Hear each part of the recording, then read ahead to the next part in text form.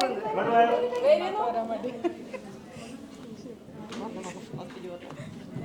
ഇത് group song ആണ് കേട്ടാ.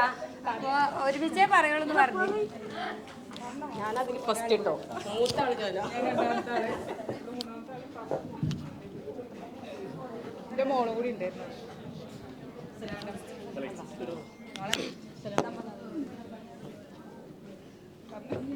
ഞാൻ സത്യം പറഞ്ഞ എന്തിനാ വന്നു അറിയോ?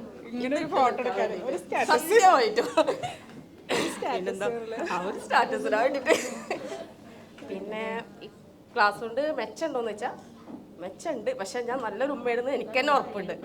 എൻ്റെ മക്കളുടെ ഇടയിൽ നല്ലൊരു ഫ്രണ്ടാണ് ഞാൻ, നല്ലൊരു ഉമ്മയാണ്, അതെനിക്ക് എനിക്ക് ഉറപ്പാണ്.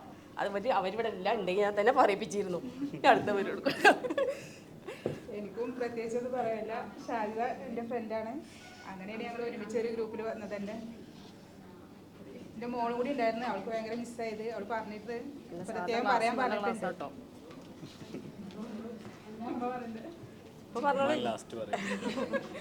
സങ്കടം വരും. ഈ കോഴ്സ് കൊണ്ട് ഉപകാരം ഉണ്ടായെന്ന് വെച്ചിട്ടുണ്ടെങ്കിൽ ഉപകാരമില്ല. എനിക്ക് 2 പിള്ളേരാണ്. ഒന്ന് മൂത്തത് പെൺകുട്ടിയാണ്. അവൾക്ക് എന്ത് ഡൗട്ട് ക്ലിയർ ചെയ്യാനും എനിക്ക് ഇതുപോലൊരു വേദിയിൽ ഉണ്ടായില്ലല്ലോ. ആദ്യമായിട്ടല്ല ഇങ്ങനെ എത്രയാള് നമുക്ക് പറഞ്ഞൊരു ലിമിറ്റേഷൻ ഉണ്ട്.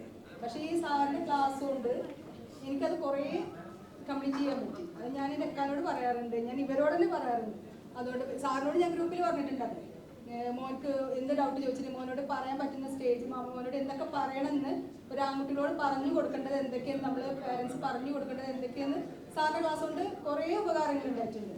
അതിന് വലിയൊരു താങ്ക്സ് സാറിന് കൊടുക്കുന്നത്. കാരണം നമുക്ക് പെൺകുട്ടി ഉമ്മമാർക്ക് അറിയില്ല, നമുക്ക് ആൺകുട്ടികൾക്ക് എന്തൊക്കെ പറഞ്ഞു കൊടുക്കുന്ന അറിയില്ല. പിന്നെ പറഞ്ഞു കൊടുക്കുന്നത് അവരുടെ ഉപ്പമാരാണ്. ഞാൻ എൻ്റെ അക്കാനോട് അവരെ കൊടുക്കാൻ പറയാം, അതൊക്കെ അവരെ സമയമായിട്ടുണ്ടെങ്കിൽ അവരത് പഠിച്ചോളും, അല്ലെങ്കിൽ അത് അവരെ അറിഞ്ഞോളും പറയും. പക്ഷെ ഇപ്പോഴത്തെ കാലത്ത് നമ്മൾ പേരൻസ് കട്ടക്ക് നിൽക്കണം കുട്ടികളെ കൂടെ.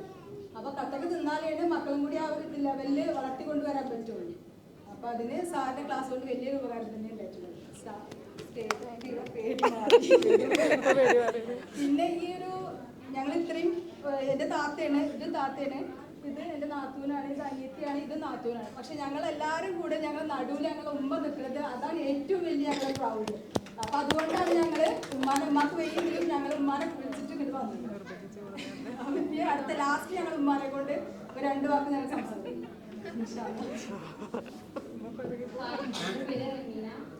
മോളാണ് ക്ലാസ് കഴിഞ്ഞിട്ട് കുറേ കാര്യങ്ങളൊക്കെ മനസ്സിലായിട്ടുണ്ട്. നമുക്കറിയാത്ത പല കാര്യങ്ങളും ക്ലാസ്സിൽ നിന്ന് മനസ്സിലാക്കാൻ പറ്റിയിട്ടുണ്ട്.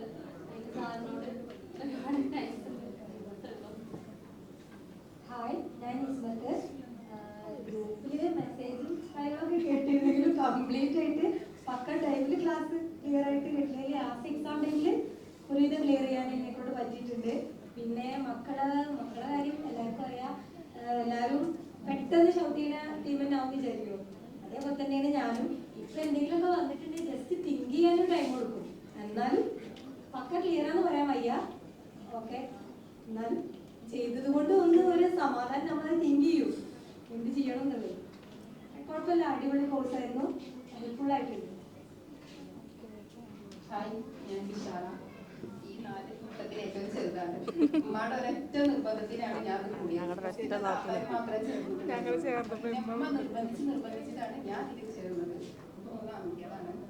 അപ്പോൾ എൻ്റെ താത്ത പറഞ്ഞ പോലെ ആൺകുട്ടികളോട് എന്തൊക്കെ പറയണം, ഈ പറഞ്ഞ പോലെ അതൊക്കെ കുറച്ച് മനസ്സിലായിട്ടുണ്ട്. ഇവള് പറഞ്ഞ പോലെ പെട്ടെന്ന് അടി ദേഷ്യം ഒക്കെ ഉള്ള ഒരു ടീമല്ല. പക്ഷേ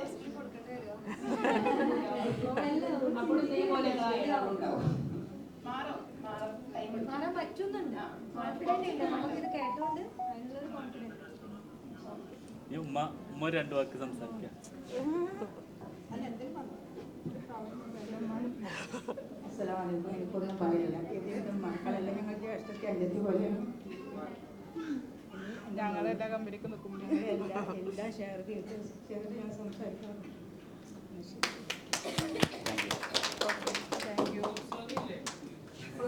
വേണോ? സോങ് വേണോ? ഒരു സോങ്. അയ്യോ